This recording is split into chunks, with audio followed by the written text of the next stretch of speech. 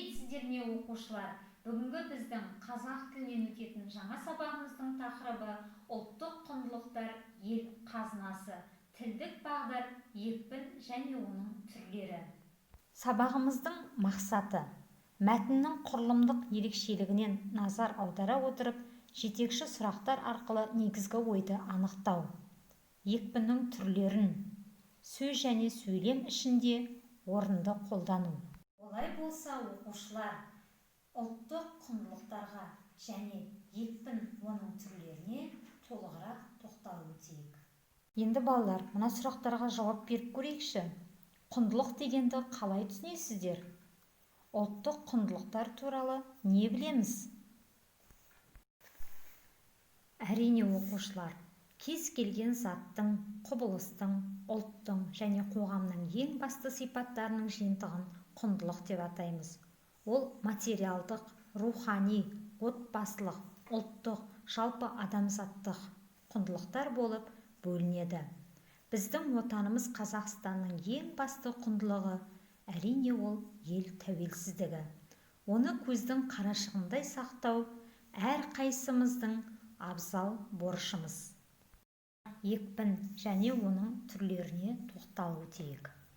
Екпін сөйлеген кездегі белгілі бір сөздің, буынның және дыбыстың ерекше көтеріңкі дауыспен айтылуы. Екпіннің 4 түрі бар: сөз екпіні, ой екпіні, дыбыс екпіні және тіркес екпіні.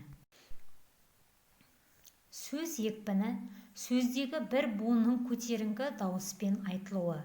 Қазақ тілінде бұл екпіннің орны тұрақты, көбіне сөздің соңғы буынына түседі. Сөзге қосымша жалғанғанда екпін қосымшаға, яғни соңғы буынға ауысып отырады. Мысалы, еңбек, еңбекші, еңбекшілер, еңбекшілерді. Ой екпіні сөйлемдегі бір сөздің көтеріңкі дауыспен айтылуы. Ой екпіні тұрақты емес, өйткені бір сөйлемдегі кез келген сөзге ерекше көңіл аударыла беруі мүмкін. Мысалы, бүгін ағам ауылға кетті.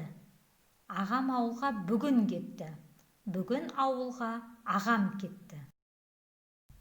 Дыбыс екпіні сөздегі бір дыбыстың көтеріңкі дауыспен айтылуы. Бәрекелді, жарайсың, қуанышты көңіл күйді дауысты дыбыстарға түскен екпін білдіреді. Тамаша, реніш, кею, қынжылу сезімдерін дауыссыз дыбысқа түскен екпін білдіреді. Тарт қолыңды, тыныш отыр. Тіркес екпіні сөйлемдегі тіркескен сөздердің барлығының бір ғана екпінге ие болуы. Мысалы, қыпша бел, тез жазды. Айтылуда тіркес құрамына енген сөздердің аражігі үзілмей айтылады. Олай болса оқушылар, екпін түспейтін сөздер мен қосымшаларға тоқталып өтейік. Бірінші, көмекші сөзге шылау, көмекші есім, көмекші етістік екпін түспейді. Мысалы, қой, шейін, соң, арқылы, туралы. Екінші, жіктік жалғауына екпін түспейді. Оқушымын, барамыз, тағы басқа.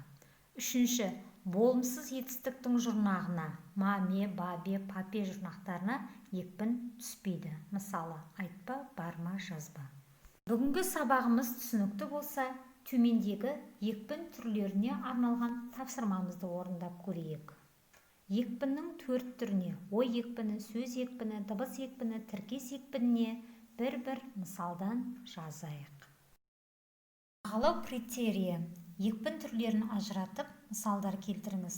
Дескриптор: екпін түрлерін ажырата алады, екпін түрлеріне мысал келтіре алады. Өз тарихын терең ұғынып, ұлттық құндылықтарын шын бағалай білетін халықтың ғана болашағы мәңгі болмақ. Бүгінгі алпауыт жаһандану дәуірінде кез келген ұлтты сақтап қалатын дүниелер сол ұлттың төл тарихы, мәдениеті мен тілі екені анық.